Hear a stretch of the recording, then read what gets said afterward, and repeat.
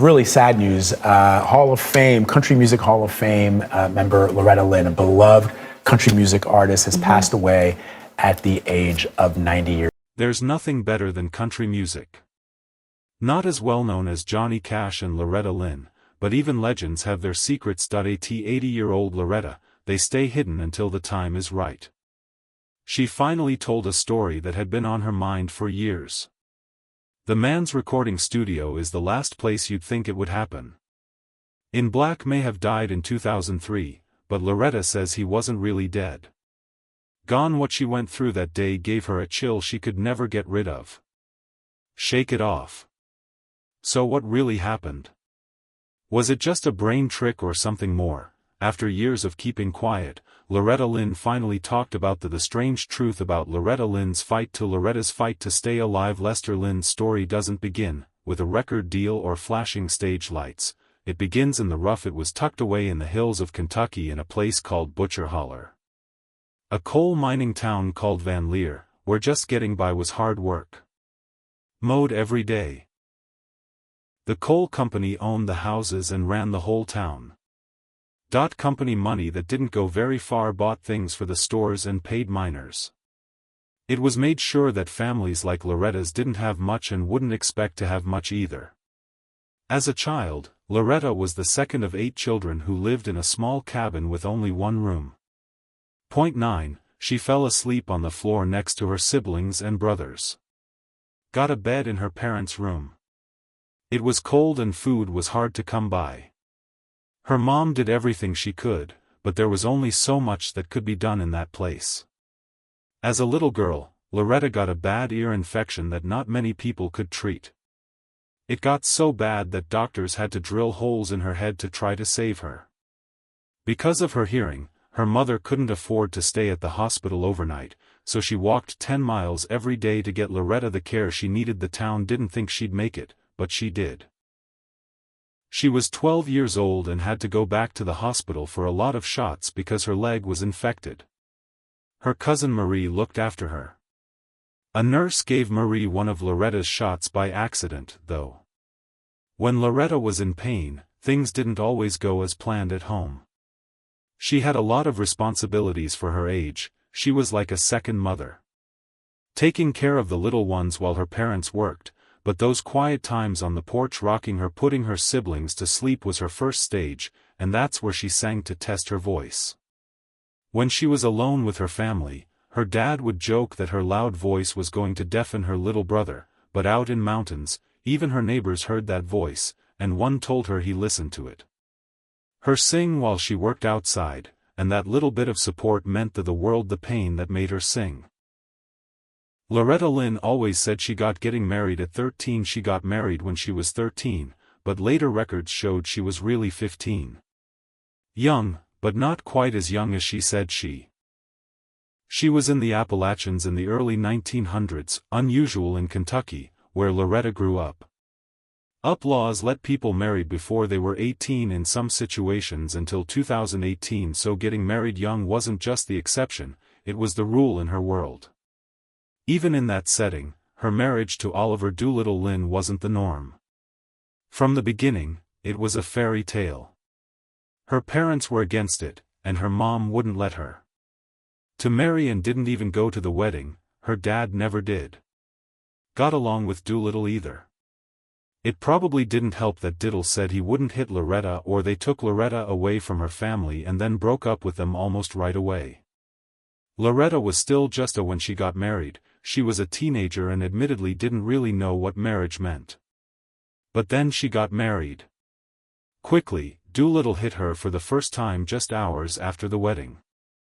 All because she called him a word she didn't even know in a joke. When the moment was over, there was a spanking, and that was just the start of other. Green beans were smashed against the wall out of anger in 2 separate incidents. A scary moment happened when Loretta, in a panic, hit back and knocked. She learned to stand up for herself over time.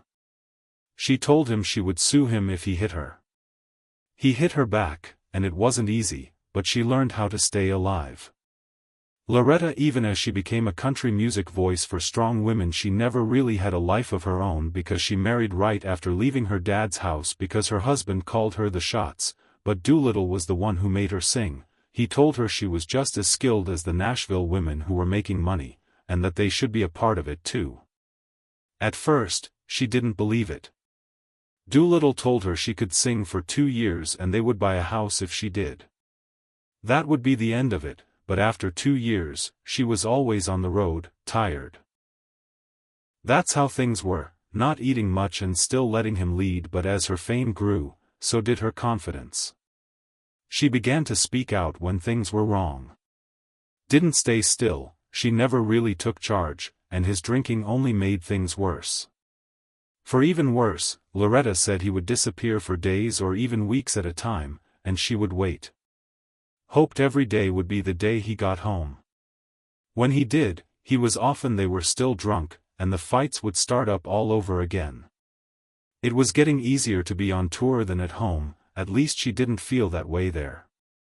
Have to live with constant fear, but some of the best things came from all that pain.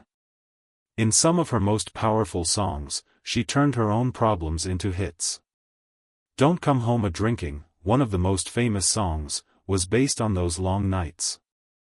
He had spent many nights waiting for Doolittle and had always tried to figure out which lyrics were about him.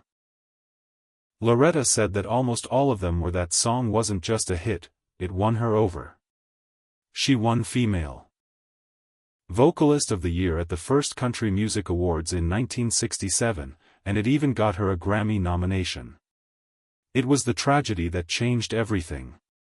The terrible event that changed her. People who knew her before Loretta Lynn married Oliver Doolittle Lynn, they weren't sure about him because he was known for chasing women, and her parents weren't too happy about it either.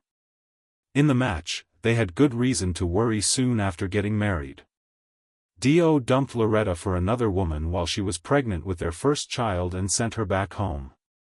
When he finally crawled back, her dad was very mad, especially since she took him back after giving birth and went straight to full-time work. As a mother, you wash diapers by hand, carry water, and hold things. She was pretty much by herself with Doolittle. He wasn't much help. Slept with other women, including Loretta's sister-in-law, but Loretta wasn't the one she was seeing. Kind of woman to just sit back and take it. She once told a tale about her daughter coming home and saying, "The tour bus." Loretta didn't think twice, she marched right away. The driver told her she was seeing her dad.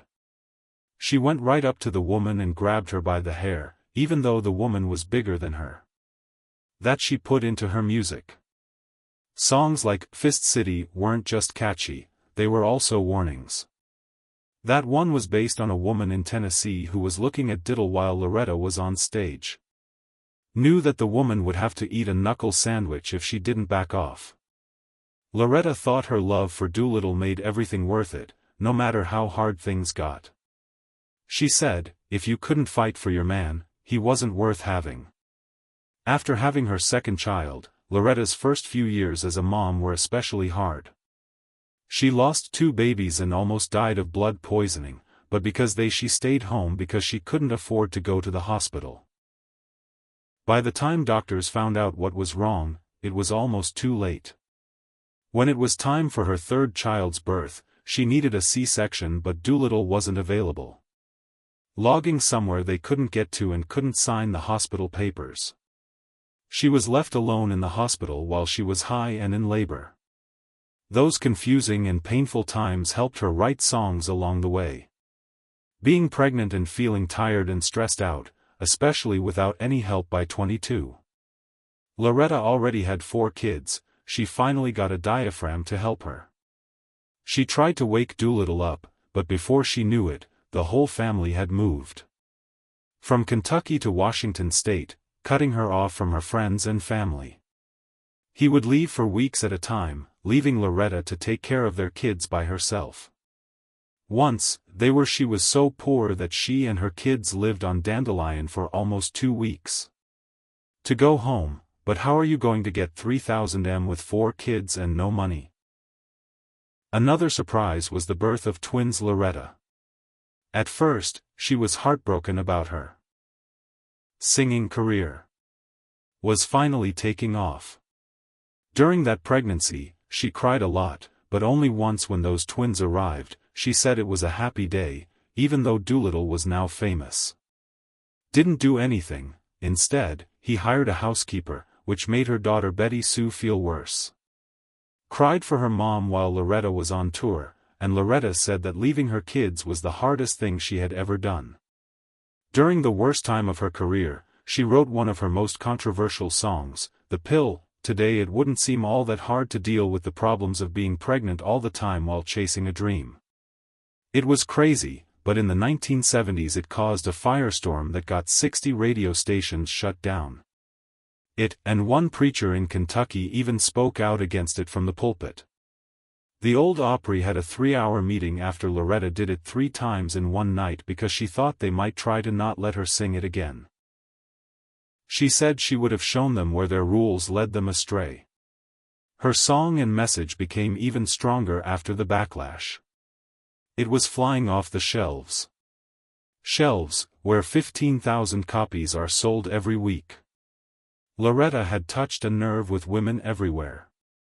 People all over the country were watching, but Doolittle kept spending. From what Loretta knows, none of the money he made for himself ever got to her or their kids.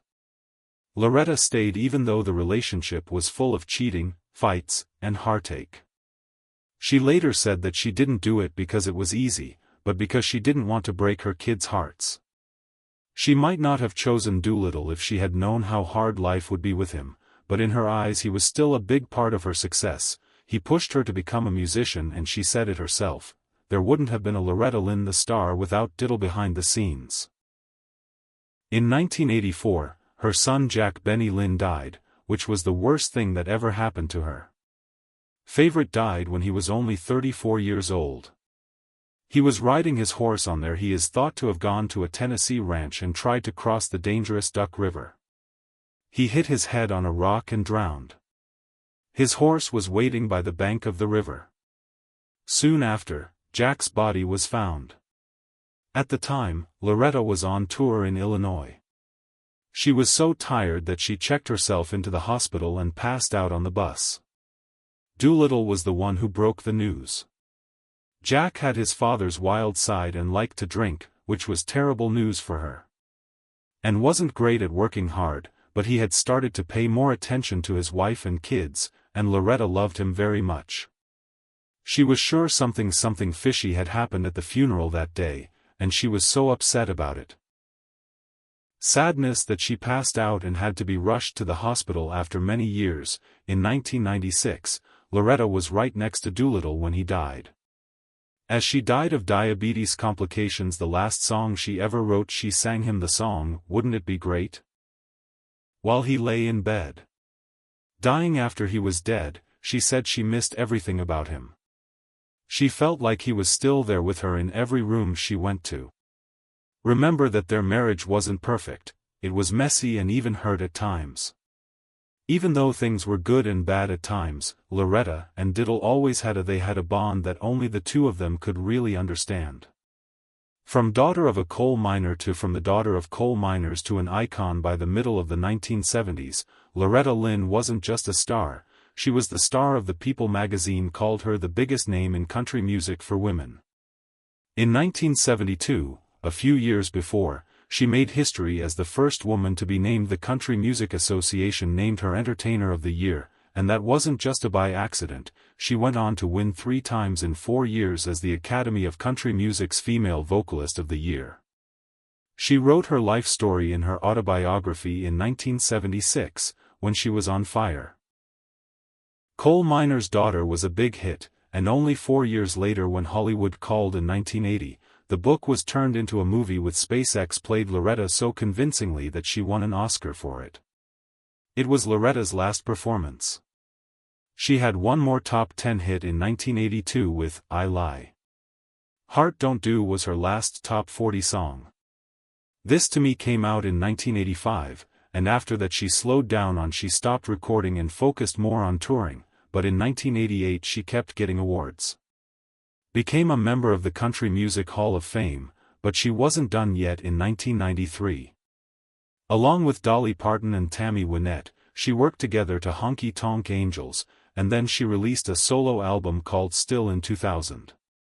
She showed she hadn't lost her step by telling more of her story in a second book called Still Woman Enough, but 2004 brought her one of her biggest hits.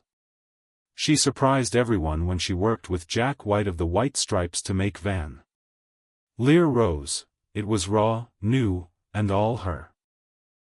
Loretta wrote all 13 tracks, calling it the most country music she'd ever put out. The album was a huge hit. Both critics and fans liked it, and it won a Grammy for Best Country Album. The Best Duet with Jack White in Portland, Oregon, also won a Grammy for Best. Loretta won more Hall of Fame awards for her work with country artists over the course of her career. Inductions than any other female singer.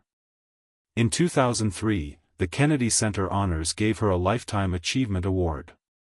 He won a Grammy in 2010 and the Presidential Medal of Freedom in 2013.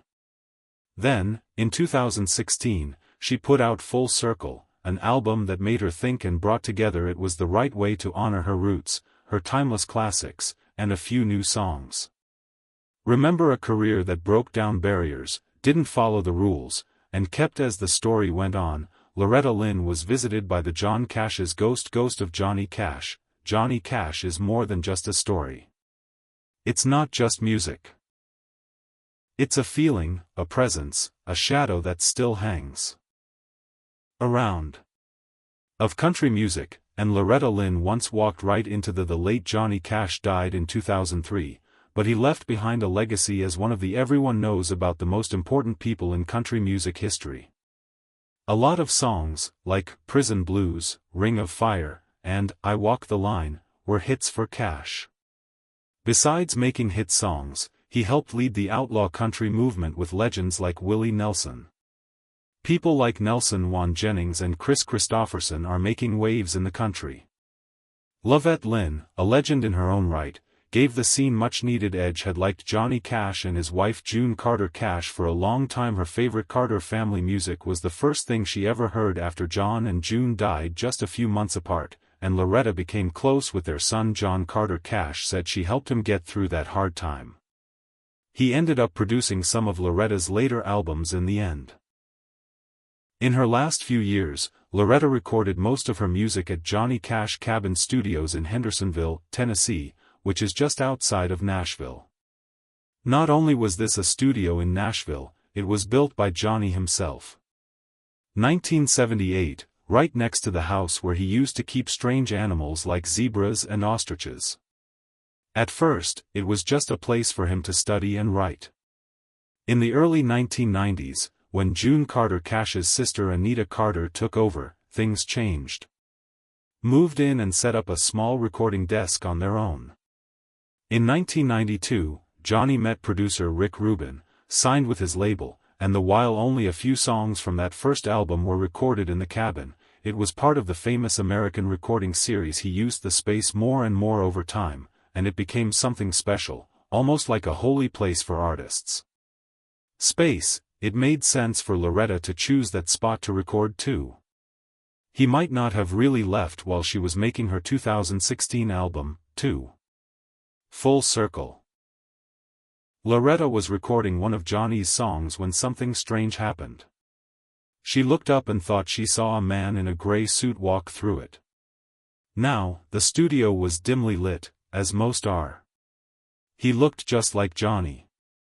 She was so sure of what she saw, though, that she stopped singing and said, I swear I saw Johnny Cash walk through that door, but this wasn't Loretta's first time. Her home in Hurricane Mills had been said to be haunted by ghostly Civil War soldiers for a long time. There were strange women standing on balconies and sad people walking around the halls. Even wrote a song about this haunted house in 1964, so whether Johnny really showed up to that session, or if it was just the weight of his memory in that familiar place, no one knows for sure. If it was her imagination or if the man in the black just stopped by to hear her version for himself. No matter what, it's not hard to believe in a place with so much history, music, and love. That an icon might come by one last time when her voice was almost gone last time, there's no doubt that. The last few years have been hard for Loretta Lynn. 2017, right after her 85th birthday party, she had a stroke, her team said. She told her fans on Facebook that she was in the hospital in Nashville after getting sick. Thank goodness she was reachable at her home in Hurricane Mills, Tennessee. She thought she would get better, but she had to cancel all of her upcoming shows. After the interview with People magazine, Loretta talked about how scary that was. She was shocked when she learned she had had a stroke. One of her first thoughts was if she would ever be able to sing again. For her, singing wasn't just a job, it was a part of who she was. When asked about who she was, her mother always said she came into the world singing. Just when you thought life without it wasn't bad enough, she broke her hip. After only a year, it made the road to recovery even harder for the people around her. Began to wonder if she would get better, but Loretta had other ideas. They were all surprised when she told them with pride that she could move her arms and was doing well. Yes, she could still sing while she was working out. We're writing her off. And in 2019 Radar ran a story saying that her health was quickly failing and that her family was getting ready for the worst, the article said. Painted a bleak picture of nurses who work around the clock with kids by her side and fears. They even said that if she had another fall, she should be in a care facility full-time. Loretta wasn't having any of that. Not long after, she shot back with a Facebook video that showed she was still very angry. So she laughed off the rumors and made a list of all the over the years, tabloids have said crazy things about her, from being broke to being. She made it clear she was still alive and ready to fight anyone who hurt her. Said otherwise, she kept making music into her 80s. Still a woman enough. Lynn's career wasn't just long, it was legendary. She was the queen of even though she was in her late 80s, she was still going strong in 2021. Loretta's 50th studio album, Still Woman Enough. That maybe you've heard of this book before, it's the name of her autobiography, which came out in 2002. A lot like the book, the album was a celebration of strong women. Of her journey through country music, what made this project stand out was how Loretta connected the dots between her past and present. Her daughter Patty Lynn Russell, who helped make the album, said,